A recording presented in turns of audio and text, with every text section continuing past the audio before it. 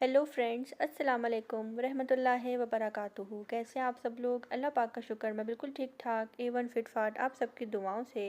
आप सब कैसे हैं? कमेंट बॉक्स में ज़रूर बताइएगा। आप सब जहाँ कहीं भी हैं खैर व खैरियत से रहें, कोई भी गम परेशानी आप तक ना पहुँच सके। आमीन सुम्मा आमीन। सबसे पहले आप सबको शब मिराज बहुत बहुत मुबारक हो।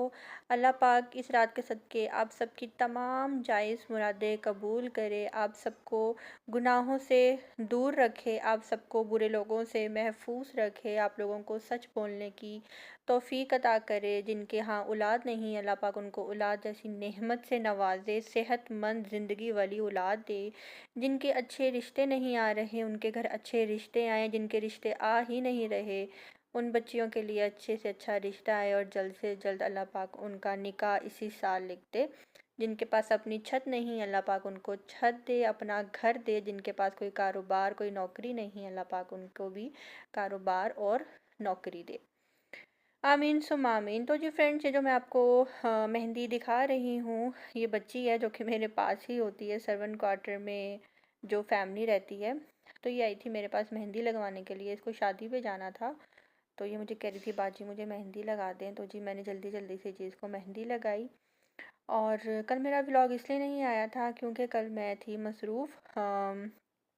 कल मसरूफ़ियत ये थी कि कल जाना था मुझे अपने हस्बैंड के कपड़े लेने के लिए, क्योंकि एक दिन रह गया है फंक्शन में जो हकीका है मलिहा का और मोहम्मद का।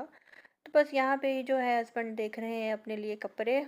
और मेरे हस्बैंड, पहले तो मुझे लगता था कि मेरी आदत है कि मुझे जब भी कहीं जाना होता है तो मुझे ऐसा लगता है कि मेरे पास तो कपड़े ही नहीं हैं, मैं क्या पहन के जाऊंगी। लेकिन अब ये वाली आदत मेरे हस्बैंड की भी मुझे नज़र आती है, बल्कि मेरे हस्बैंड में मुझे फ़र्स्ट डे से ही नज़र आ गई थी कि मैं ये भी नहीं पहनूंगा, मुझे नया ड्रेस लेना है।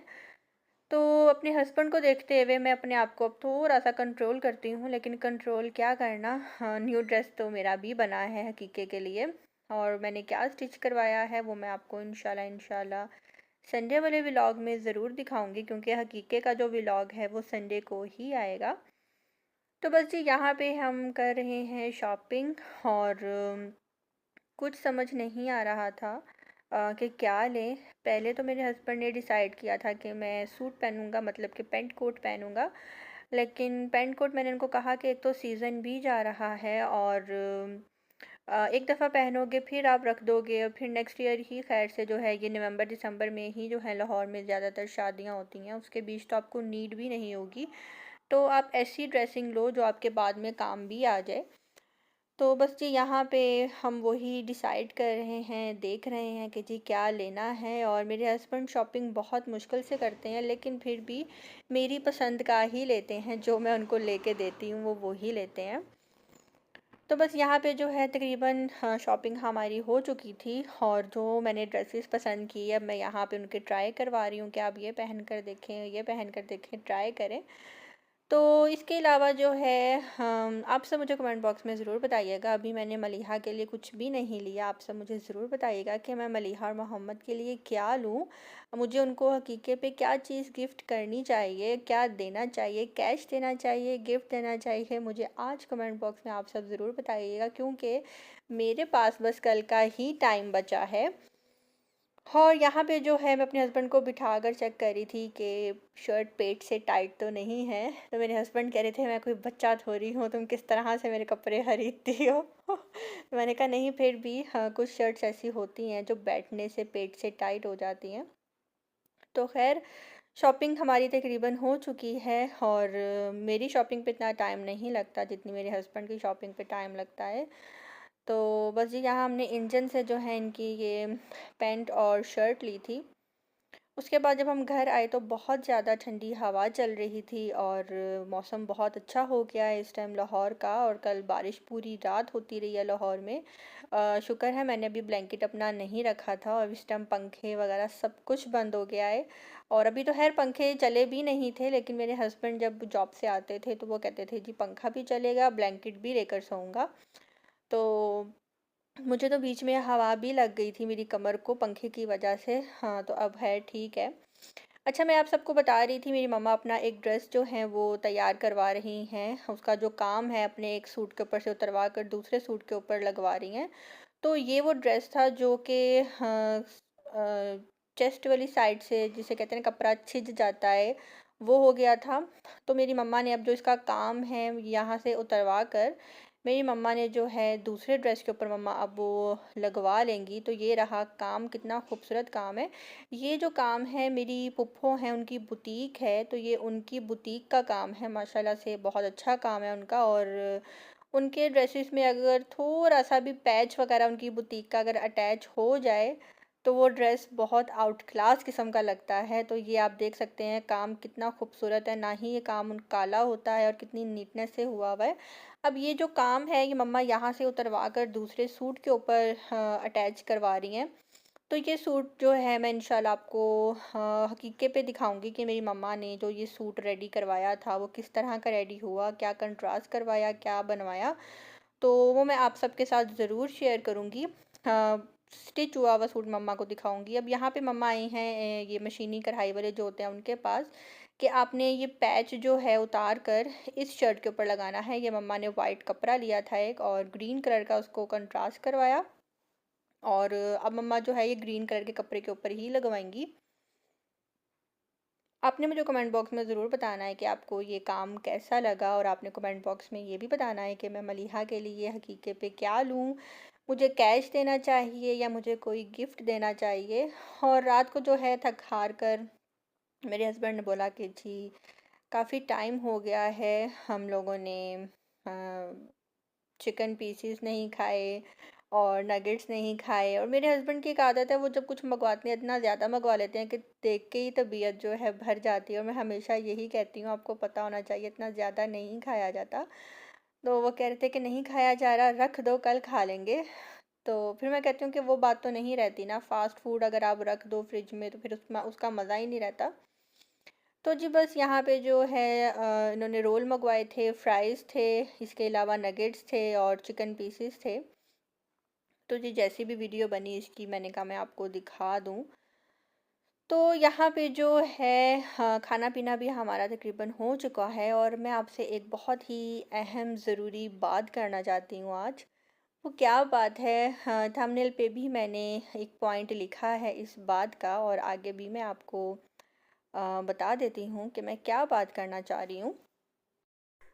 तो जी फ्रेंड्स, मैं जो आज आप सबसे बात करने जा रही हूँ, हाँ, इस बात को समझने की कोशिश करना, और बहुत से लोग इस बात को समझ भी जाएंगे कि मैं क्या कहना चाह रही हूँ। मुझे काफ़ी टाइम से बहुत से लोग मैसेजेस दे रहे हैं कि उसने तुम्हारे बारे में ये कहा, प्लीज़ उसको पता ना लगे, मेरा नाम आ जाएगा। फिर अगले दिन मैसेज आता है, उसने तुम्हारे बारे में ये कहा, प्लीज़ उसको पता ना लगे वरना मेरा नाम आ जाएगा। फिर मुझे मैसेज आता है, उसने तुम्हारे बारे में ये कहा, प्लीज़ उसको पता ना लगे कि मैंने तुम्हें बताया वरना मेरा नाम आ जाएगा। आप सब मुझे बताएं कि जब एक बंदी को इस तरह के मैसेज पहुंचा भी दिए जाएंगे और उसको ये भी कह दिया जाएगा कि उसको पता ना लगे कि मैंने तुम्हें बता दिया वरना नाम आ जाएगा मेरा, तो वो क्या करे, कितना बर्दाश्त करे। चलो एक बंदे ने बताया, दो ने बताया, तीन ने बताया, चार बताएंगे, पांच बताएंगे, मेरी तो समझ से बाहर नहीं आ रहा कि सब मेरे पीछे क्यों पड़ गए हैं। मैंने किसी का क्या बिगाड़ा है? मेरा नहीं ख्याल कि मैंने यूट्यूब पे किसी का अब तक कुछ बिगाड़ा है। और एक और बात सुनने में ये भी आ रहा है कि स्वीटी जी के कोई फेक आईडीज़ हैं जो कि मेरे ही जानने वाले सब्सक्राइबर से ऐसी गुफ्तगू करते हैं कि जिससे उनको लगता है कि ये स्वीटी जी ही है। तो पहले तो मैं उनको बताती चलूँ कि मेरे पास तो इतना टाइम नहीं है फेक आईडीज़ बनाने वाला, और मैं किसी को भी कोई भी मैसेज वगैरह नहीं करती। हाँ, इवन के जो मेरे इंस्टा पे भी जो मुझे डीएम करते हैं उनको भी अंदाज़ा होगा कि उनका भी मैं रिप्लाई काफ़ी लेट करती हूँ, लेकिन करती ज़रूर हूँ। तो ये बताने का मकसद ये नहीं है कि आप सब मेरे हक़ में बात करें, मेरे हक़ में बोलें और मुझे ये फेवर आप लोगों से नहीं चाहिए। मैं जस्ट आप सबसे ये रिक्वेस्ट करना चाहती हूँ कि किसी को भी कोई भी मैसेज आए मेरे नाम का कि स्वीटी जी आपके बारे में ऐसा कहती हैं, या स्वीटी जी ने आपके बारे में ये बात बोली है, तो प्लीज़ प्लीज़ प्लीज़ उस बात पे यकीन मत करना। उस बात में कोई भी हकीकत नहीं है, मैं यही बात बोलना चाहूँगी। तो खैर मुझे आपसे यही बात करनी थी कि ना ही मैं किसी को फेक आईडी से मैसेजेस करती हूँ, ना ही मैं किसी के खिलाफ कोई बात करती हूँ। और जो लोग मुझ तक इतने मैसेजेस पहुँचा रहे हैं दूसरों के कि वो बंदी तुम्हारे बारे में ये कह रही थी, वो तुम्हारे बारे में ये कह रही थी, तो मैं उनको यही मैसेज दूंगी कि जो जो बंदी आपसे इस तरह की गुफ्तगू कर रही है, तो जो आप गुफ्तगू उनके साथ कर रहे हैं या कर रही हैं, तो वो गुफ्तगू भी मुझ तक पहुंच रही है। और मेरे लिए वो तमाम बातें बहुत ही ज़्यादा तकलीफ़ दे बातें गुज़री, जो मुझे पता लगी कि आपने भी मेरे बारे में क्या लफ्ज़ बोले हैं। अगर कोई ऐसा बंदा आपके बारे में गलत वर्ड्स बोले जिससे आपका कोई ताल्लुक़ ना हो, जिससे आपकी मोहब्बत ना हो, जिससे आपका कोई भी लिंक ना हो, तो आपको कोई फ़र्क नहीं पड़ता। लेकिन अगर किसी के साथ आपके अच्छे ताल्लुकात हैं, अच्छी सलाम दुआ है, अच्छी हेलो हाय है, और आपके साथ वो मुखलिस है, तो मेरा नहीं ख्याल कि आपको उसके पीठ पीछे इतनी गलत किस्म की बातें करनी चाहिए। खैर तमाम बातें मुझ तक पहुंची हैं। पहले तो ये मैं बताती चलूँ कि मेरा तो दिल ही नहीं कर रहा कि मैं इस तरह की कोई भी बात अपने व्लॉग में बोलूँ, क्योंकि मेरे व्लॉग का जो स्टैंडर्ड है वो हो रहा है काफ़ी ज़्यादा ख़राब। और करने वाले वो तमाम लोग हैं यूट्यूब के ही, जिनके साथ सच्चाई के साथ मैं चली। और अब मेरा तो हाल ये हो गया है, सब कुछ मालूम होकर भी मैं कुछ नहीं कह सकती कि कहीं किसी का नाम ना आ जाए। नाम आ गया तो पता नहीं क्या हो जाएगा, क्योंकि बातें करने वाले अपनी बातें तो भूल जाएंगे, लेकिन ये उनको याद रह जाएगा कि देखो स्वीटी, हमने आपको बताया, आपने आगे कर दी बात।